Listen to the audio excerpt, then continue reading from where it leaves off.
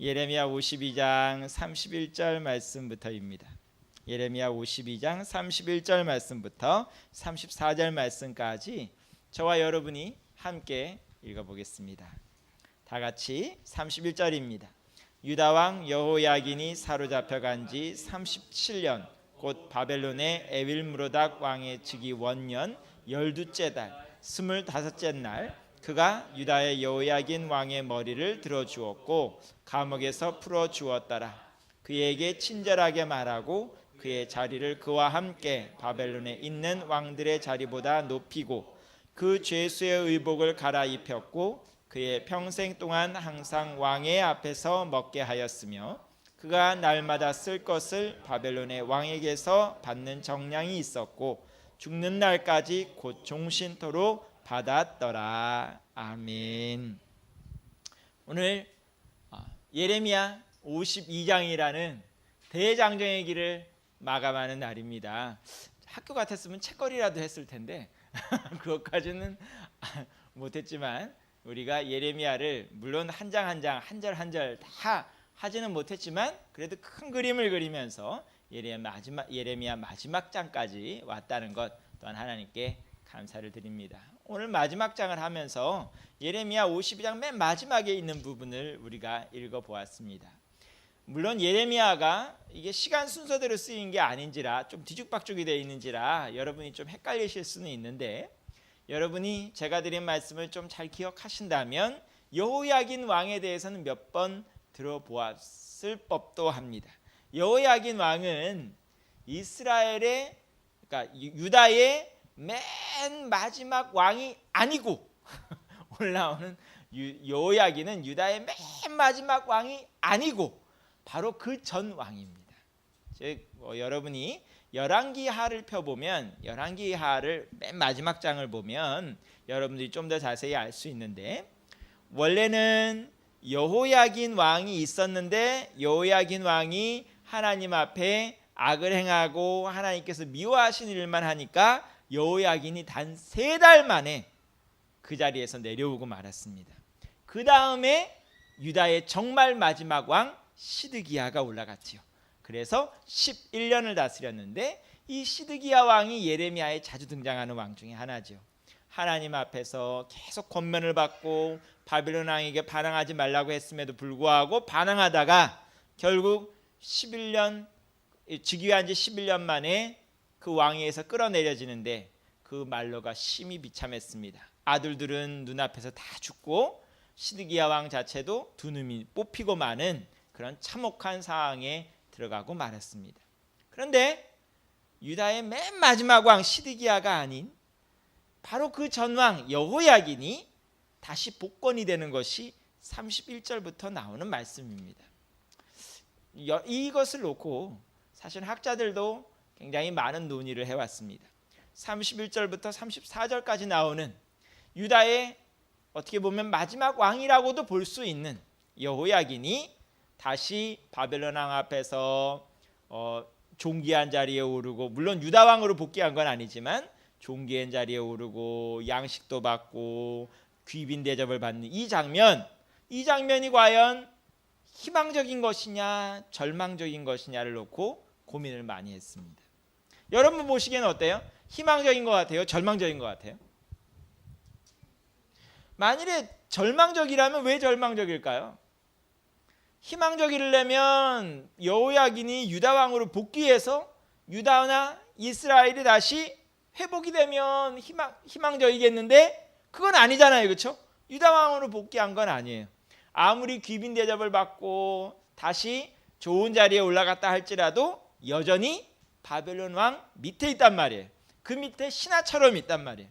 그런 의미에서는 이제 이스라엘 왕국이 유다 왕국이 완전히 사라진 것이 아닌가 하는 그런 의미에서 절망으로 볼 수도 있습니다.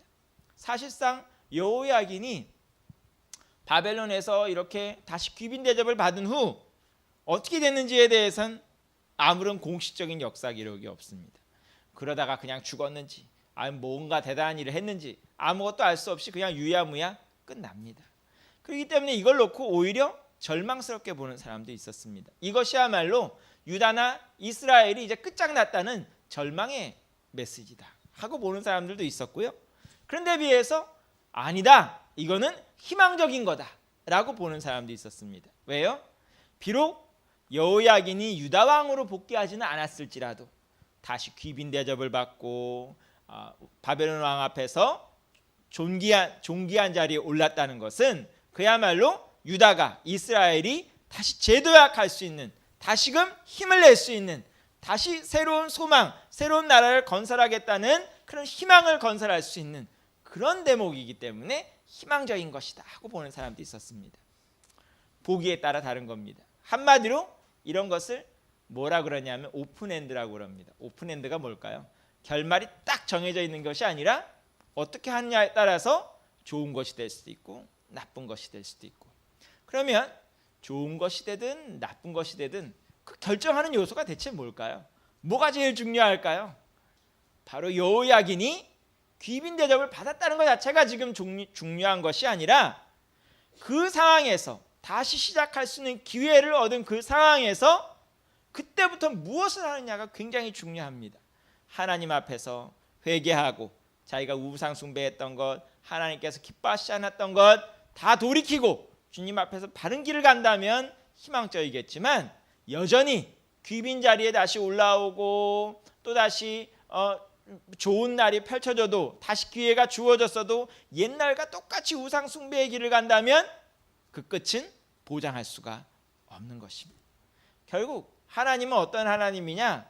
우리에게 다시 기회를 주시는 하나님인데, 언제든 다시 기회를 주시는 하나님인데, 문제는 뭐냐? 우리가 그 기회를 잘 사용하지 못한다는 것이 더 큰 문제인 것입니다.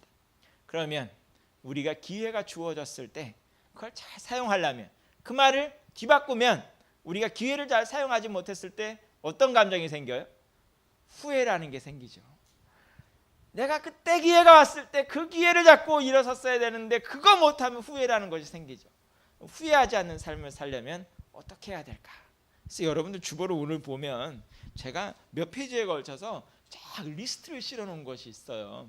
그나마 우리나라에서 그래도 가장 잘 팔린 베스트셀러 중에 하나인 책에서 발췌한 것입니다. 내용이 보면 이제 원래는 사실은 내용상으로는 뒤에 게 앞으로 와야 되는데 출판된 연도를 따라 쓰다 보니까 이렇게 됐습니다. 2011년에 나왔던 책인데요. 죽을 때 후회하는 25가지가 나오고요. 2014년 이번 7월에 아주 따끈따끈한 책이죠. 남자가 은퇴할 때 후회하는 25가지가 또 나와 있습니다. 여러분 한번 읽어보셨어요? 어떤 분들은 정말 관심 있게 예배 전에 주보를 보시던데요. 여러분은 얼마나 후회할 게 있는지 한번 보세요. 제가 좀 길긴 하지만 그래도 한번 읽어볼게요. 여기 나오는 그 성경 말씀은 아니고요. 소위 말해서 세상에 수많은 사람들을 만나보고 죽음을 가까이 하고 은퇴를 가까이 했던 사람들이 지켜봤던 그 내용들을 축약해 놓은 거기 때문에 어느 정도 객관성이 있을 것이라고 봅니다. 죽을 때 후회하는 25가지. 첫 번째 후회가 뭐래요? 사랑하는 사람에게 고맙다는 말을 많이 했더라면. 후회 두 번째, 진짜 하고 싶은 일을 했더라면. 세 번째, 조금만 더 겸손했더라면. 친절을 베풀었더라면. 나쁜 짓을 하지 않았더라면. 꿈을 꾸고 그 꿈을 이루려고 노력했더라면. 감정에 휘둘리지 않았더라면. 만나고 싶은 사람을 만났더라면. 기억에 남는 연애를 했더라면. 죽도록 일만 하지 않았더라면. 가고 싶은 곳으로 여행을 떠났더라면. 내가 살아온 증거를 남겨두었더라면. 삶과 죽음의 의미를 진지하게 생각했더라면. 고향을 찾아가 보았더라면. 맛있는 음식을 많이 맛보았더라면. 결혼했었더라면. 자식이 있었더라면. 자식을 혼인시켰더라면. 유산을 미리 염두에 두었더라면. 내 장례식을 생각했더라면. 건강을 소중히 여겼더라면. 좀 더 일찍 담배를 끊었더라면. 건강할 때 마지막 의사를 밝혔더라면. 치료의 의미를 진지하게 생각했더라면. 신의 가르침을 알았더라면. 25가지 라면이 나오죠, 그렇죠? 입맛을 다시는 분들도 있는데요. 25가지 라면이 나옵니다. 남자가 은퇴할 때 후회하는 25가지가 뭐래요? 후회 첫 번째, 악기 하나쯤 연주할 수 있었더라면. 인생의 한창 때 나만의 시간을 가졌더라면. 노는 만큼 성공한다고 하더니. 동료와 후배들에게 좀 더 친절했더라면. 내 일을 정말 좋아했더라면. 아무데나 최선을 다하지 않았더라면. 나를 돈 버는 기계로 만들지 않았더라면. 외로움과 좀 더 친하게 지냈더라면, 성급한 대박을 줬지 않았더라면, 내 몸을 좀 더 소중히 다뤘더라면, 치열했던 그때부터 글을 썼더라면, 나만의 멋과 매력을 가꿨더라면, 가족에게 좀 더 당당한 모습을 보여줬더라면, 자식에 대한 투자 상한선을 정했더라면, 아내와 함께 노는 기회를 놓치지 않았더라면, 물질보다 경험을 더 많이 소비했더라면, 감정을 전하는 법을 미리 배웠더라면, 여자들처럼 사는 법을 배웠더라면. 여기서 이 오해하시면 안 돼요. 뭐 동성애 이런 얘기 아니에요 이거. 자, 마흔 부록도 좋지만 열정을 가졌더라면, 평생 친구 3명쯤 만들어뒀더라면, 누군가에게 희망을 주는 사람이었더라면, 꿈을 담는 나만의 명함을 만들었더라면, 혼자 사는 기술을 익혔더라면, 도와달라 소리치는 법을 배웠더라면, 돈, 유비무환을 좀 더 진지하게 생각했었더라면 하는 라면들이 나옵니다. 자, 그런데요, 이렇게 죽을 때 하든 은퇴할 때 하든 이런 후회가 남는데요. 근데 여기 있는 대로, 정말 여기 있는 대로 미리미리 후회하지 않도록 이것대로 하면 어떻게 될까요? 후회가 정말 없을까요? 후회가 정말 없을까요? 여기서 한 대목만 뭐 몇 가지만 찝어볼게요. 자, 그래. 이 후회 중에 하나가 결혼했었다라면이잖아요, 그렇죠? 결혼하고 나면 후회가 없나요? 그 다음이 뭐예요? 자식이 있었다라면, 자식 낳고 나면 후회가 없나요? 힘들어요. 자, 자식을 혼인시키면 그게 이제 후회잖아요. 혼인시키면 후회가 없나요? 아니, 그리고 유산 미리 염두에 두면, 그리고 유산 정리 미리 다 해두는 거예요. 그럼 후회가 없나요? 장례식 미리 생각하면 후회가 없나요? 저희 돌아가신 할머니 할아버지는요, 두 분이 장수하신 분들인데요, 아주 젊은 건 아니지만 그래도 중년 때부터 수의를 준비하고 계셨어요. 수의를, 그러니까 돌아가실 때 입는 수의를 미리 수십 년 전에 준비하고 계셨어요. 그 농에 넣어두고서는 돌아가실 날을 기다리고 있는 거예요. 그렇게 준비 잘한다고 장례식이 아주 편안하게, 그러니까 죽음을 아주 편안하게 맞이할 수 있을까요? 그런 거 아니라고요? 그래, 건강을 소중하게 생각해서 맨날 운동 중독도 있잖아요, 그렇죠? 맨날 뭐 근육 나오게 운동하면 후회 없나요? 후회 다 있다고요. 여기 있는 후회 목록대로 이제 후회하지 말아야지 한다고 이거대로 다 살아도 역시 후회는 있습니다. 근데 그러면 대체 어떻게 살아야 후회 없는 삶을 살까? 성경은 다른 얘기를 하고 있습니다. 여러분들 전도서를 보게 되면요, 전도서 맨 마지막 장이죠. 전도서 12장 1절부터 7절에 나오는 것도 제가 세번역 성경을 여러분들 주보에 달아 놓았어요. 잘 보세요.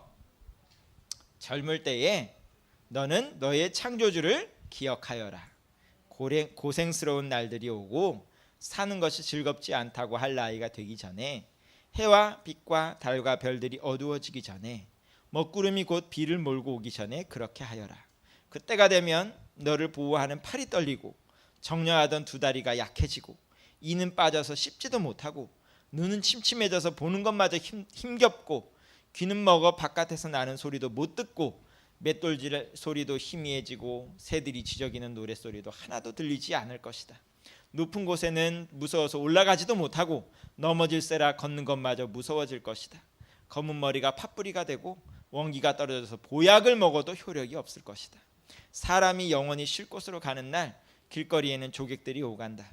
은사슬이 끊어지고 금그릇이 부서지고 샘에서 물뜨는 물동이가 깨지고 우물에서 도르래가 부서지기 전에 내 창조주를 기억하여라. 육체가 원래 왔던 흙으로 돌아가고 숨이 그것을 주신 하나님께로 돌아가기 전에 내 창조주를 기억하여라. 아멘. 오늘 아까도 말씀드린 적 있죠. 예레미야 맨 마지막 장, 열왕기하 맨 마지막 장, 이것이 희망이냐 절망이냐를 나누는 것은 뭐에 달려 있다고요? 하나님을 찾느냐 찾지 않느냐에 달려 있는 것입니다. 그 상황에서 그 상황 자체가 지금 희망이냐 절망이냐를 말한다기보다 여기서 과연 회개하고 주님께 돌아가느냐 돌아가지 않느냐에 달려 있는 것입니다. 과연 창조주를 찾는다는 것, 하나님을 찾는다는 것, 대체 무슨 의미가 있을까요? 오늘도 뭐 찬양 중에도 얼핏 나오기도 하지만요, 하나님을 찾기 원하고 보기를 원한다고 얘기를 해요. 하나님을 찾는 것 대체 무슨 의미가 있을까요? 어떻게 하는 게 하나님을 찾는 걸까요? 여러 가지가 있겠죠. 그 중에 하나가 우리가 지금 드리는 예배일 수도 있겠지만 이건 예배만이 다는 아닙니다. 그럼 뭘까요? 바로 우리의 소명을 찾는 것도 그 한 부분입니다. 제가 얼마 전에 TV를 봤어요. 이 시사 고발 프로그램에서 웬일로 우리나라 사교육 시장에 대해서 나오더라고요. 나오는데 보니까 강남 아주머니들 사교육 시장에 쏟아붓는 돈이 장난이 아니더라고요. 평균이 거기 나온 그 프로그램 보니까 평균이 월 122만 원이래요. 웬만한 분들 월급에 맞먹는 수준이죠. 근데 그거는 아주 최저 수준에 가까운 거고 웬만한 좀 산다 하는 사람은 300, 400, 500도 쓴대요. 애들 사교육비로 월 500이나 막 쓰고 보니까 어려서부터 막 영어 유치원을 비롯해서 하루 종일 벌써 한 신이 정도 제 아들 정도 나이 정도 되면 집에서 부모 볼 시간이 별로 없어요. 하루 종일 학원 돌아다니느라. 그걸 보면서 저하고 제 처가 뭐라 그랬을까요? 우리 이래도 될까? 다른 사람들 저렇게 애들 공부를 많이 시킨다는데 우리 이렇게 있어도 되나? 우리는 애들 공부에 관련된 학원을 하나도 안 보내거든요. 학교 갔다 돌아와서 우리 애들 맨날 하는 거 보면 만화책 보고 있고 그림 그리고 있고 TV 보고 있고 먹고 놀고 하고 있는데 우리 이래도 되냐? 하는 생각이 막 드는 거예요. 근데 그러고 있다가 좀 있다 보니까 며칠 뒤에 신문 기사가 나는데요. 이런 기사가 나요. 과연 뭔가 이렇게 대단한 사람이 되는 소위 말해서 유능한 사람이 되고 인정받는 사람이 되는 데 있어서 선천적인 재능과 후천적인 노력의 영향력이 얼마나 되느냐에 대한 아주 유명한 연구 결과가 나왔어요. 근데요, 우리는 흔히 그렇잖아요. 에디슨도 하는 얘기가 천재성이라는 것은 1% 정도밖에 안 되고 99%가 노력해서 되는 거라 그러잖아요. 그래서 요새 자기계발서도 보면 할 수 있다 그러고 뭐든지 할 수 있다 그러고 너도 할 수 있다 그러고 최근에 나오지는 않았지만 좀 되긴 했지만 나온 얘기 중에 하나가 유명한 1만 시간의 법칙이라는 것도 있어요. 1만 시간의 법칙이 뭘까요? 뭐든지 그 분야에서 1만 시간을 투자하면 뭐든지 할 수 있다는 거예요.